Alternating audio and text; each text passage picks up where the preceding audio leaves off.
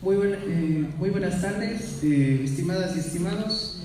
Muchísimas gracias por estar presente en este espacio académico y ciudadano, donde justamente el ámbito académico va a gozar de nuevos frutos, como es el lanzamiento del libro La nueva arquitectura financiera y la integración latinoamericana.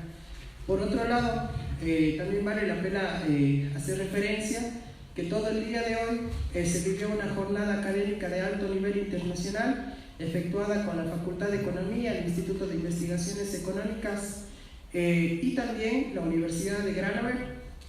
Por otro lado, tenemos a bien hacer referencia que el día de hoy vamos a discutir algunas temáticas principales del texto que se va a hacer el lanzamiento el día de hoy. Es por ello que vamos a dar paso a una intervención del doctor Jaime Gallego. Si fuera tan gentil, Jaime Gallego, si fuera tan gentil, por favor.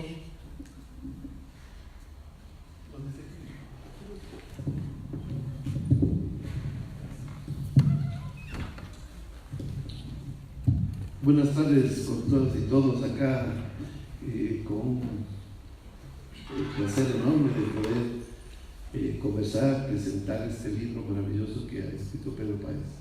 Yo quería decirles una pequeña confidencia, ¿no? Pedro era compañero de aula, ¿no? Bueno, de algunos de aquí que estamos acá también.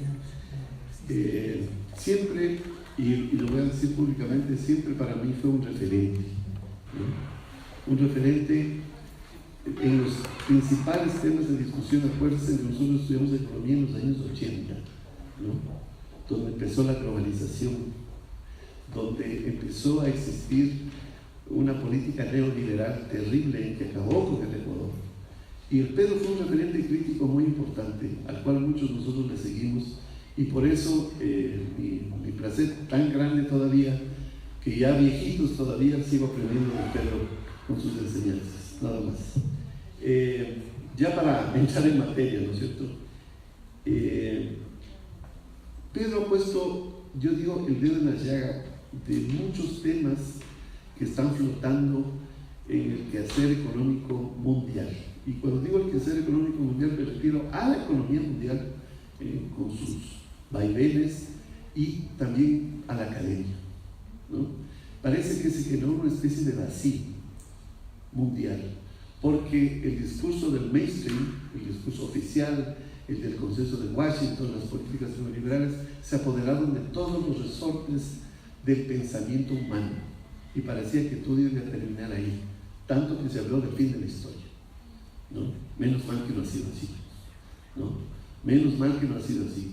El capitalismo, ¿ya?, en su etapa, yo le llamo una etapa final, ¿ya?, porque esto no aguanta más de 100 años, y les digo en serio, vamos a un cambio civilizatorio poderoso. Lo que estamos viviendo actualmente es una crisis, no del sistema capitalista, es una crisis civilizatoria, ¿ya?, con unos grados de complejidad inmensos, ¿no? Bueno, quiero señalar algunas cosas, ¿no?, que podríamos hablar, que el capitalismo global, mal llamada, yo digo, a veces digo mal llamada globalización, el capitalismo global, ¿no?, es salvaje.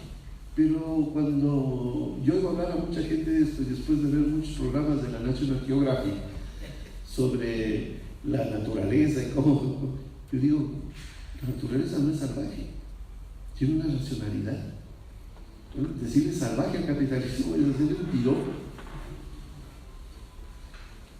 Es un capitalismo desnudo, ¿no?, que últimamente, más o menos en los últimos 30 o 40 años, empezó a quitarse el famoso ropaje con el que fue creado, que es el ropaje del proteccionismo, ¿no? Y ahora está desnudo y lo podemos ver actuando en todos los rincones del planeta, ¿no? ¿Cómo compite ahora la economía francesa con la economía china aquí en el Ecuador por apoderarse del mercado automotriz, por ejemplo?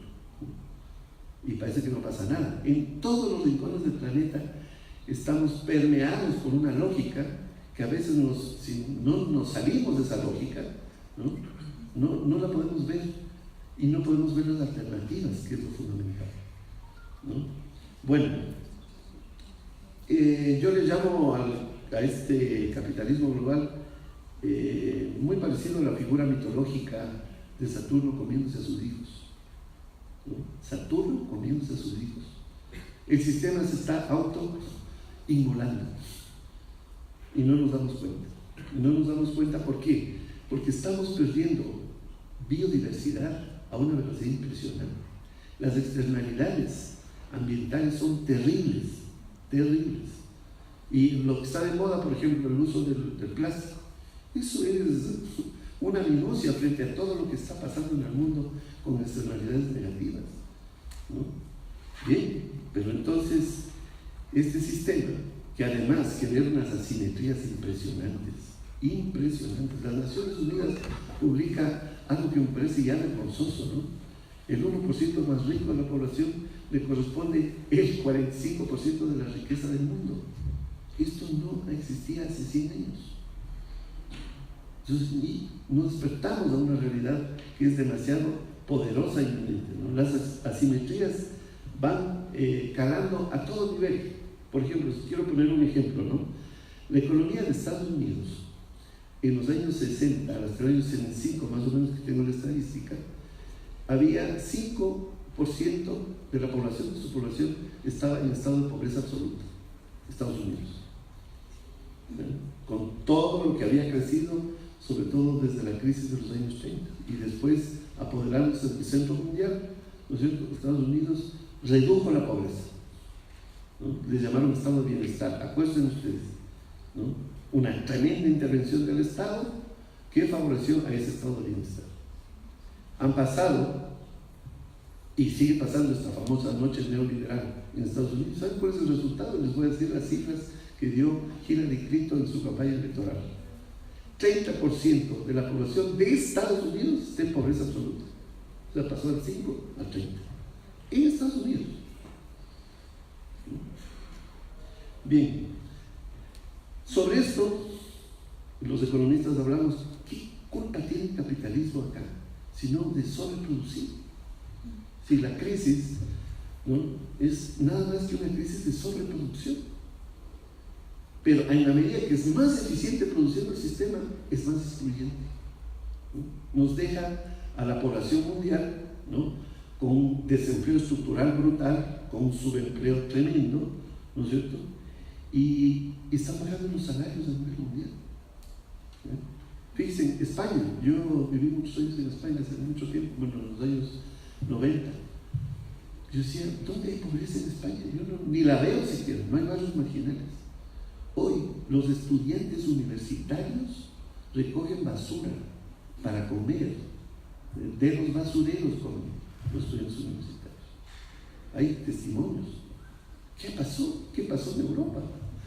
¿No?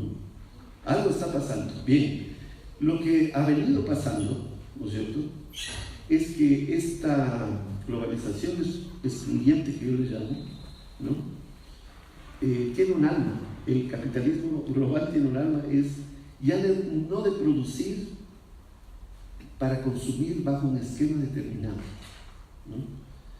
El nuevo orden del capitalismo es la especulación, y la especulación financiera. Ese es el modus operandi de cómo, qué es lo que está, digamos así, atravesando todos los rincones del planeta, es la especulación financiera, ¿no? Bien, entonces frente a todo eso, ¿ya?, uno puede decir, ¿qué es lo que le pasa, por ejemplo, a América Latina? América Latina, si ustedes se ponen a calcular, es autosuficiente en energía, en alimentos, en producción tecnológica, América Latina, en conjunto. O sea, y además tenemos los recursos naturales que el planeta necesita para los siguientes 100 años. América Latina, no Europa, no Norteamérica, ¿no? Si alguien querría decir quién será la nueva potencia mundial, claro, ustedes van a decir China. China está apoderándose de todo, ¿no? Y América Latina, ¿por qué no lo hace? ¿No? Entonces, frente a esta avalancha, digo yo, vienen a surgir luces que nos pueden decir hacia dónde debemos ir. Y este libro, que ha escrito hoy Pedro va en ese sentido, de darnos esperanza primero, ¿no? Basado en una, porque hasta la técnica econométrica es perfecta en este libro, ¿no? Para que no se quejen los del mainstream, ¿no? Que todo es especulación y economía política nada más, ¿no? Hay una econometría muy buena en el libro. Entonces, nos está diciendo, tenemos salidas, hay salidas, imagínense, a la tremenda borrasca que estamos viviendo, ha habido salidas, ¿no? Claro, nosotros pensamos que no sabían porque precisamente una de las condiciones culturales del capitalismo es decir, no podemos. Y está adueñado, digamos así, de los resortes intelectuales, sobre todo también aquí en nuestro medio. Fíjense los políticos que tenemos ahora. Es tan fácil entregarse al Fondo Monetario Internacional como que fuera la única salida, además, que no hay otra, ¿no? Frente a esto, menos mal que se escriben estas cosas, y por eso le agradezco y le felicito a Pedro por eso. Bueno, para no alargar un poco y dejar para entrar en discusión más en materia, ¿no es cierto? Esta síntesis del pensamiento alternativo, porque yo la llamo así, es una síntesis del pensamiento alternativo, cumple varios requisitos, ¿no? Como investigación académica seria, ¿no es cierto? Pero podríamos decir que es una investigación heterodoxa. Podríamos decir también que está basada en una técnica y está implícito, un lenguaje implícito de economía política mundial y regional, ¿no? Pocos libros cumplen esos cometidos. La propuesta en concreto apunta a una salida, yo le llamo inteligente desde el sur y para el sur. Inteligente, ¿no? Evitaría los chantajes de la actual liberalización financiera, ¿no? Y lo irónico de esto es que fíjense, que teniendo recursos, ¿no? Nos extraen los recursos y hay varias vías.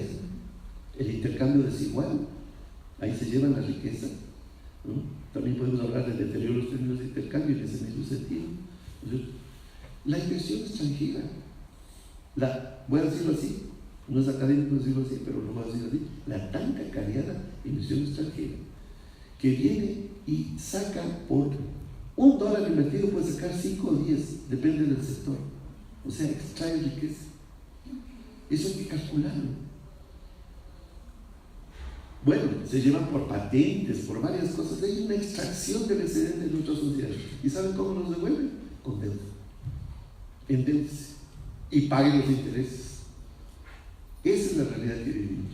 Frente a eso, ¿cómo no tener una alternativa, ¿no es cierto?, de una nueva arquitectura financiera donde exista una banca, una moneda regional? ¿Por qué no? Los argumentos están en el libro, no necesito decirlos ahora. Hay que revisar, ¿no? Porque es posible tener una salida a este capitalismo global en el sentido de utilización de los recursos nada más. Bueno, enrumbaría hacia una mejora en la utilización de nuestros excedentes, evitaría la especulación financiera y el posicionamiento de la región en el escenario internacional. Acuérdense que no tenemos peso, está disgregado el peso latinoamericano. Rompería con las desigualdades intrarregionales, que este es otro de los... Yo creo que ese es el principal motivo, ¿no? Las desigualdades regionales son tremendas también, entonces eso mejoraría, toda la propuesta mejoraría. Y esto va más allá, la propuesta de Pedro va más allá de una racionalización del sistema, ¿no es cierto?, que utilizando mecanismos novedosos, ¿no es cierto?, por ejemplo, con relación a la moneda y su no neutralidad,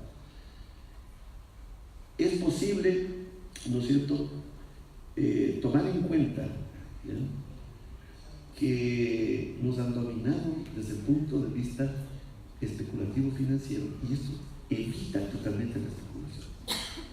¿Por qué? Porque si al utilizar los propios recursos yo puedo diseñar el modelo de desarrollo que queremos.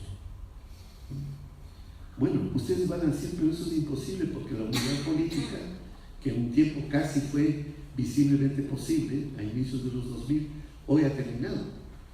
Ojo, no juzguemos con nuestro punto de vista muy restringido de tiempo-espacio humano. Las sociedades van cambiando. China no aparecía en 1900. China ni era candidata a hacer lo que va a hacer en el 2000.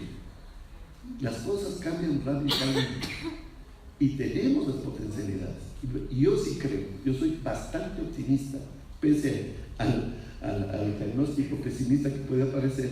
El optimismo está que América Latina sí puede. ¿Y saben por qué sí puede? Por eso, por este tipo de propuestas, ¿no? Por este tipo de... Hay que leerlas y sustentarlas muy bien, también a nivel político, ¿no? Bueno, un poquito para terminar.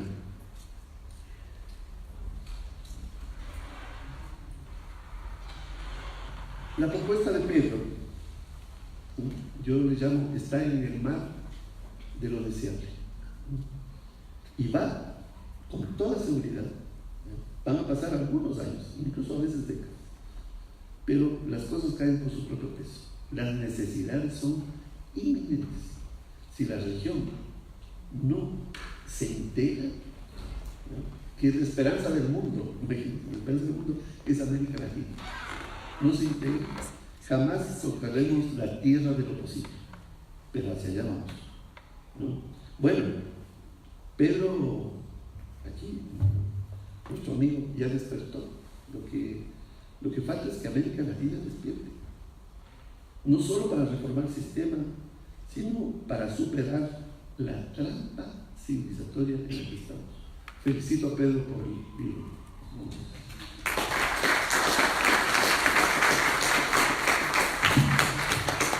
A continuación, seguimos con la intervención del doctor Juan Pazmiño. Por favor.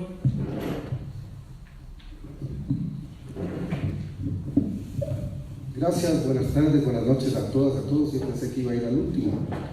Primero porque los 3 personas que están aquí, exceptuando fueron mis alumnos.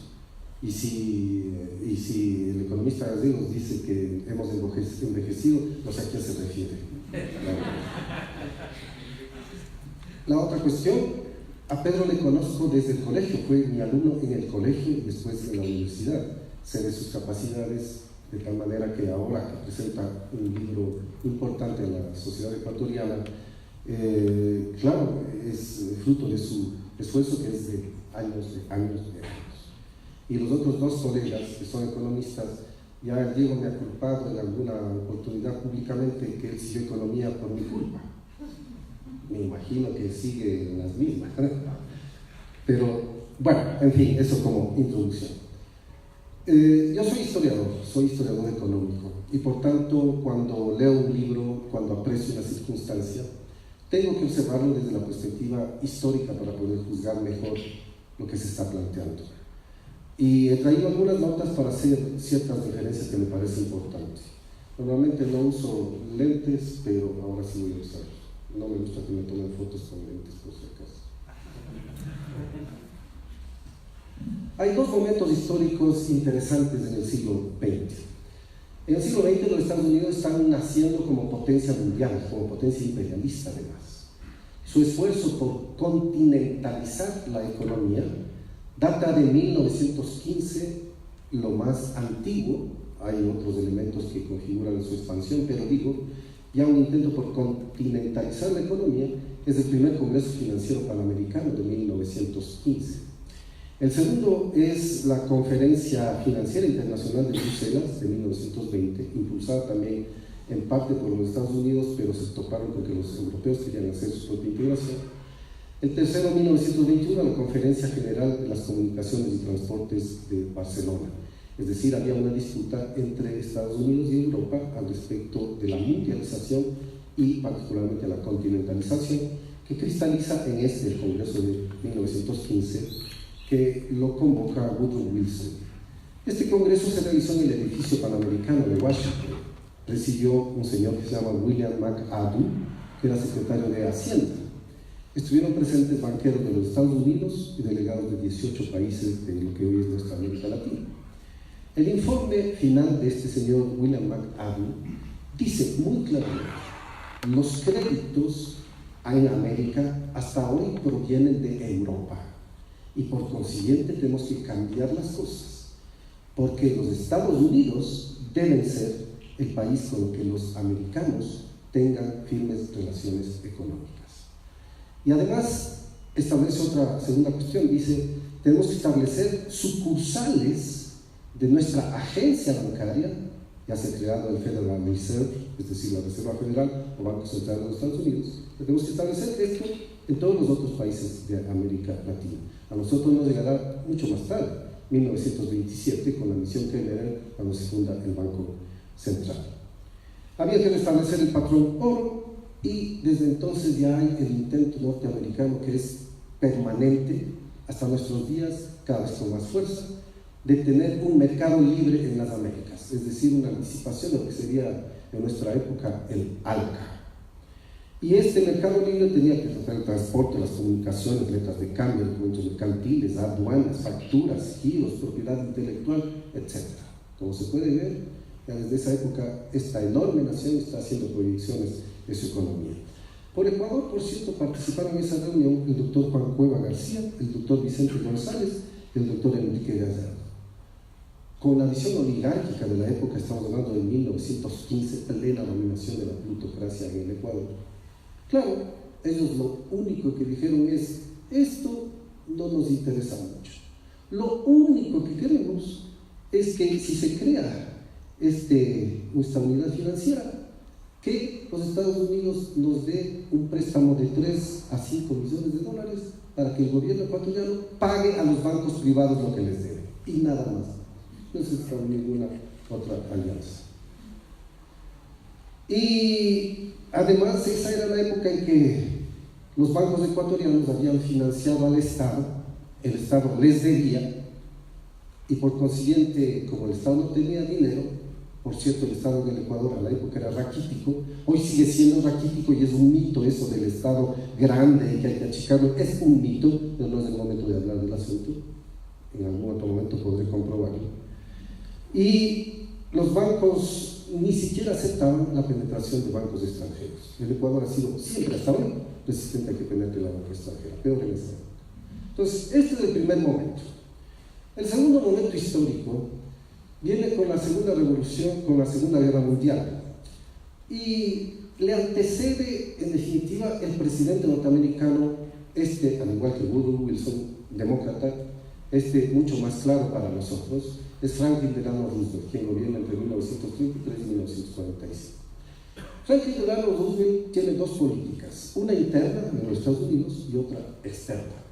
La interna se consolidó en lo que se llama el New Deal, y que consistió en romper todos los mitos que la economía sigue manteniendo hasta ahora. Es decir, que el Estado no tiene que intervenir en la economía. New Deal interviene en la economía. Que el Estado, porque estamos en plena crisis económica de 1929 a 1933, el gran crack, que el Estado no debe aumentar impuestos. Franklin Delano Roosevelt aumenta impuestos. Que el Estado no debe sino limitar salarios. Se aumentan salarios y se aumentan pensiones jubilares. Y se aumentan impuestos para los ricos con la prohibición de que las empresas expulsen trabajadores. Y por primera vez se hace una política social, incluyendo la posibilidad de hacer seguridad social universal en los Estados Unidos. Se crean inversiones estatales en aeropuertos, en construcciones de edificios, hasta contratando artistas para que pinten los edificios públicos a fin de dar trabajo. Solamente esa lógica ya nos debería hacer pensar en el presente. Dar trabajo a la gente, no expulsar al trabajador. Es otro mito el que expulsando trabajadores del Estado se va a solucionar el problema del Estado, pero no es el momento para tratar este otro mito. Y en el plano externo, esto es muy interesante, Franklin Delano Roosevelt estuvo como el gran promotor del cambio de la Liga de las Naciones a la Constitución de las Naciones Unidas, que se crea en 1945 y finalmente actúa desde la plena vigencia desde 1946. 51 naciones integraron a esas Naciones Unidas.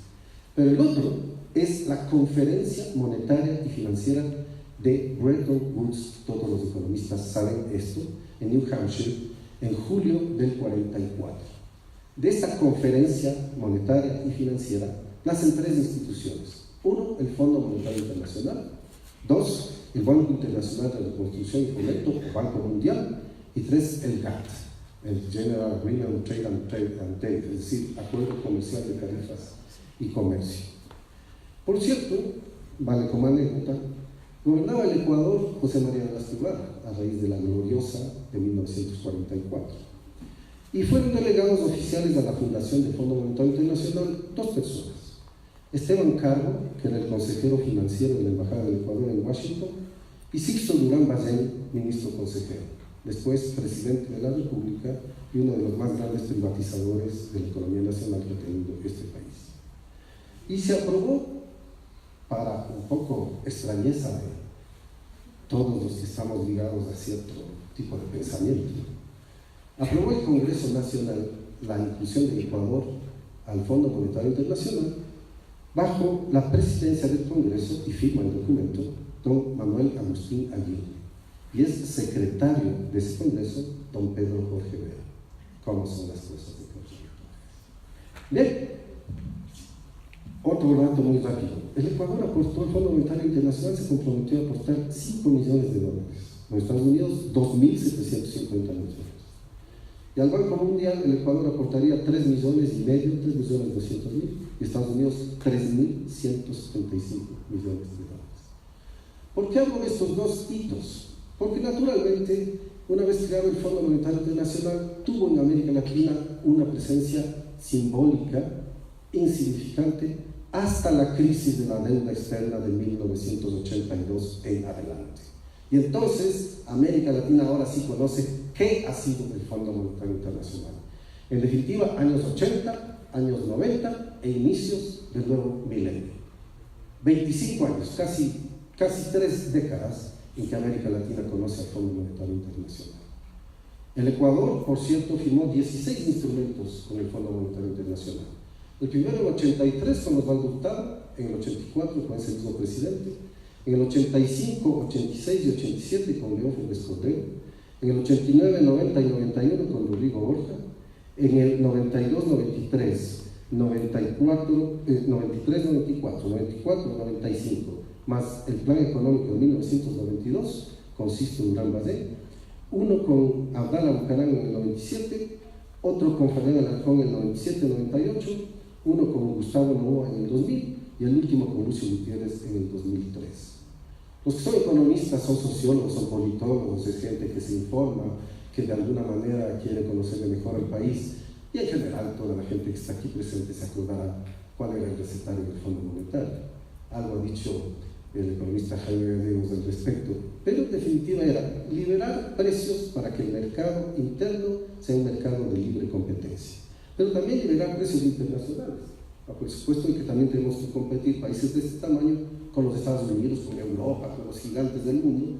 No importa su tamaño, finalmente van a competir. ¿Y con qué van a competir? Con lo poco que tienen, y si no progresan, mal que les pese, así es la economía capitalista. Además, las fórmulas del Fondo Monetario Internacional en la época incluían subir tarifas, luz, gasolinas, electricidad, en definitiva, en general, transporte, etc. Y ante todo, la liberalización del mercado implicaba que el neoliberalismo se enraizaba en nuestras sociedades como nunca antes. Había que ser neoliberales. Claro, algunos economistas dicen nunca aplicamos las recetas neoliberales. No me importa si lo aplicaban o no, en el sentido general, formal. Estaban inspiradas en esas políticas. Y por eso en el Ecuador, desde 1983, la primera carta, hasta el 2003, pero también hasta el 2006, Ecuador, si bien tuvo durante los primeros 17 años 5 presidentes, y después entre 1996 y 2006, en una década, 7 presidentes, 3 derrocados y además electos, y una efímera dictadura, pese a todas estas diferencias, en materia económica siguió un solo modelo. Un modelo que yo lo he bautizado en varios escritos como modelo empresarial de desarrollo. Entonces, ese modelo, ¿qué es lo que provocó en nuestro país? Si se examinan las estadísticas sociales, no las económicas nomás, las estadísticas sociales, cada vez en el Ecuador se fueron deteriorando las condiciones de vida y de trabajo de la población nacional. Y desde el 2000, con la dolarización, y antes con la crisis bancaria, el Ecuador expulsó ecuatorianos hacia el exterior. Voy a hacer un resumen para ir terminando. ¿Todo esto de qué sirve? De antecedente para entender el libro que tiene Pedro Páez. Porque en definitiva, el centro de su libro, el libro tiene Déjenme regresar a estas notas. El libro tiene 6 capítulos, pero en esencia el eje es la creación del Banco del Sur. Operaría con dólares y además con monedas nacionales. Ya se había creado en 2007 el Banco del Sur. Ponerlo en práctica era lo difícil. Tendríamos que crear también un Fondo del Sur, alternativo al Fondo Monetario Internacional. Y tenía que convertirse este banco en una especie de banco de desarrollo para también contrarrestar las acciones del Banco Mundial o Banco Internacional de Reconstrucción y Fomento. Si uno no tiene esa historia adelante, no entiende por qué entonces el planteamiento del Banco del Sur. Este banco nuestro de fomento y este banco nuestro de desarrollo. Se conservarían las soberanías nacionales, a diferencia de Europa que ceden soberanías nacionales para constituir la Unión Europea. Y se crearía una moneda común. 2010, el sucre como moneda regional. Es un proyecto antiglobalista, es un proyecto anti-Fondo Monetario Internacional, es un proyecto anticontinentalización bajo la hegemonía de los Estados Unidos. Razón que ese proyecto que Pedro lo estudia en este libro fue finalmente liquidado junto con el ciclo de gobiernos progresistas que eran los únicos capaces de sostener un proyecto de esta naturaleza. No estoy evaluando si esos gobiernos progresistas fueron buenos o malos, simplemente bajo los gobiernos progresistas hubo la posibilidad de constituir el Banco del Sur. Sin esos gobiernos, naturalmente las cosas cambian. Hoy vivimos una época conservadora en América Latina y en el Ecuador, sin duda alguna. Y lo peor es que este año conmemoramos los 200 años del Congreso de Angostura, que en 1819, convocado por Simón Bolívar, estableció el nacimiento de la Gran Colombia, la gran unidad de nuestros pueblos latinoamericanos. Si habría subsistido el Banco del Sur, habríamos completado ese sueño de Bolívar con una Gran Colombia que además fortalecía bases económicas para integrarnos entre nosotros, y como Bolívar mismo pensó, con ausencia de los Estados Unidos, porque ellos no tienen ningún rasgo histórico común con nosotros. Nuestros pueblos se integran. Entonces, a 200 años del Congreso de Angostura, tenemos gobiernos conservadores, incluido el Ecuador, gobiernos reaccionarios, incluido el Ecuador, que naturalmente abandonaron todo el latinoamericanismo a favor ahora de coquetear otra vez con el Fondo Monetario Internacional y romper ya con la posibilidad definitiva de haber creado un Banco del Sur. Así que bien por el desafío de Pedro, al plantearnos y recordarnos la historia del Banco del Sur, la arquitectura financiera e integración latinoamericana, el primer capítulo, un capítulo más bien duro, difícil, el tipo de cambio real. Como yo no sé muy bien ecuaciones, me costó trabajo entender algunas largas que tienen por allí, pero interesante. El otro, el red de redes, la alternativa de política económica, la nueva arquitectura financiera, un tercer capítulo, la arquitectura financiera regional. Igual, la arquitectura financiera regional, el quinto capítulo, el contexto de la economía global, y el sexto, las instituciones y la operación de la nueva arquitectura financiera. Insisto, un proyecto que a la época merecía plantearse y que en algún momento tendrá que replantearse para la independencia, la liberación y la soberanía de nuestra América Latina. Eso es todo.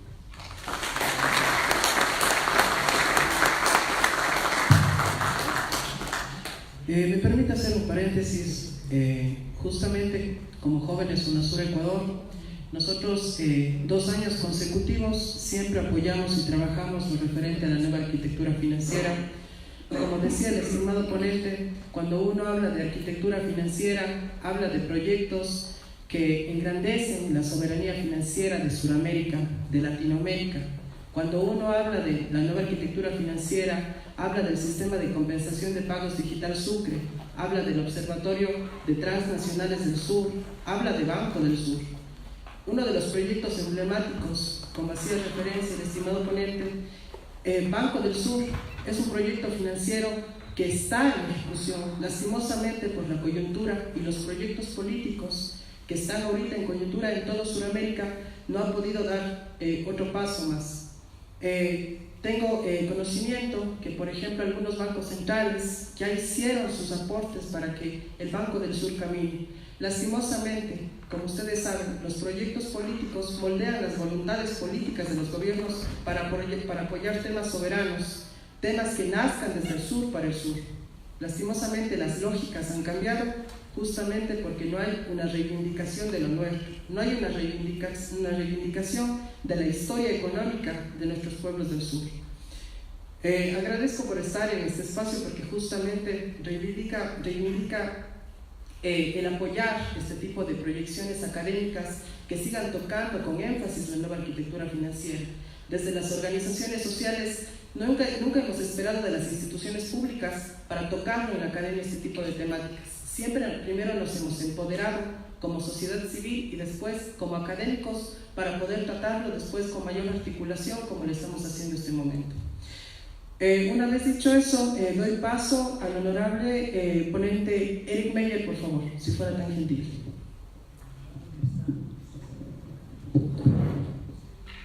Muchas gracias por invitarme a participar en ese mes, que no soy parte de este. Sí, creo que se escucha bien, ¿cierto? Bueno, agradezco a Pedro la invitación de participar en la presentación de su libro.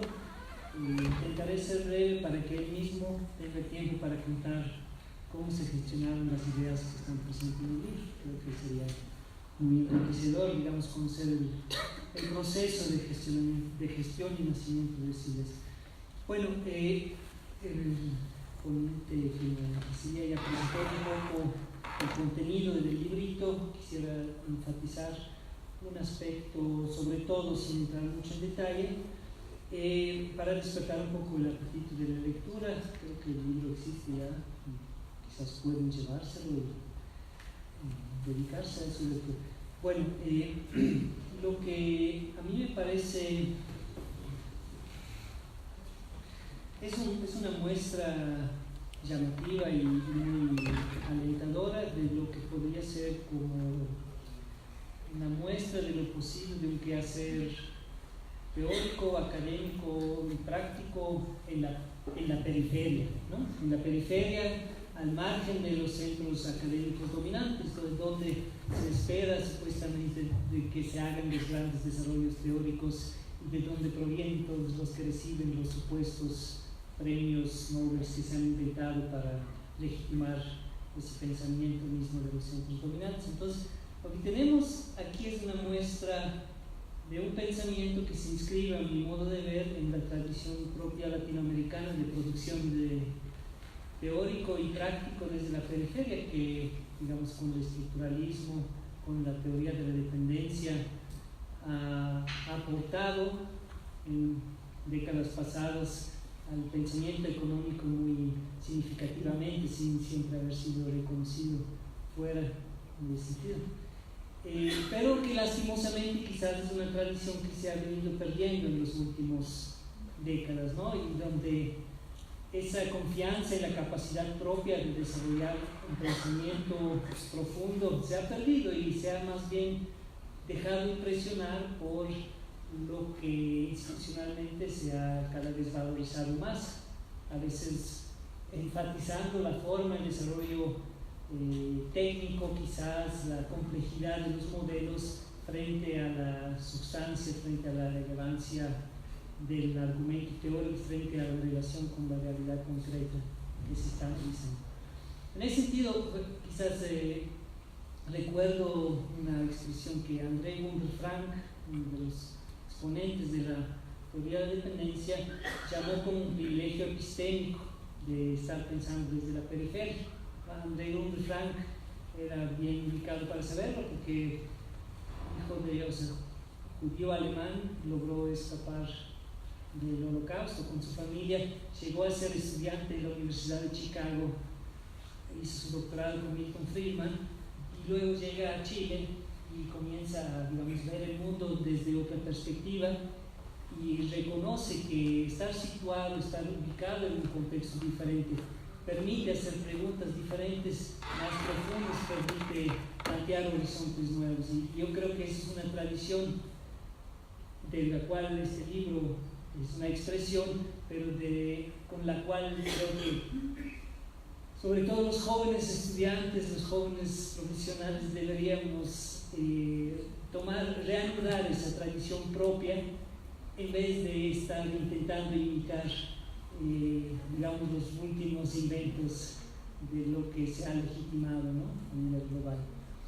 Entonces, aquí concretamente se ve como, digamos, de la debilidad de la situación problemática, con la actitud correcta, con la unidad entre el análisis teórico y las preocupaciones prácticas, ¿no? Cómo esa relación entre la praxis política y la teoría llevan a, digamos, poder dar una vuelta a la situación y transformar una situación de periferia, de situación subordinada, en realidad potenciarla para un desarrollo teórico y práctico que no hubiera sido posible sin estar en esta situación marginal, ¿no? Y concretamente, digamos, tenemos otros ejemplos en la historia. Por ejemplo, hablando del mismo problema de Bretton Woods, vemos que Keynes desarrolla una propuesta de un sistema de pagos internacionales diferente a partir de las debilidades de Inglaterra en ese momento, claro, en la cuestión de la competencia global entre poderes,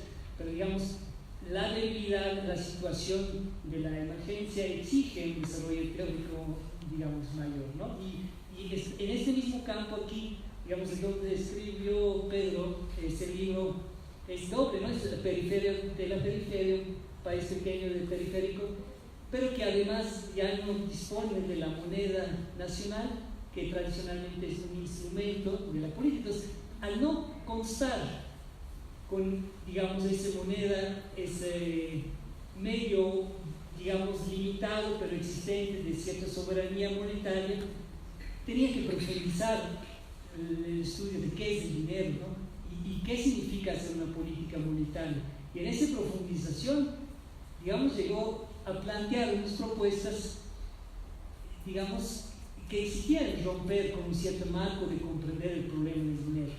Entonces, en ese sentido, digamos, al tener ese impulso, digamos, reformador radical que le ubico, ¿no? O sea, la necesidad de hacer propuestas concretas, pero que sean radicales, y intentar, digamos, de darle ese espíritu revolucionario a las reformas,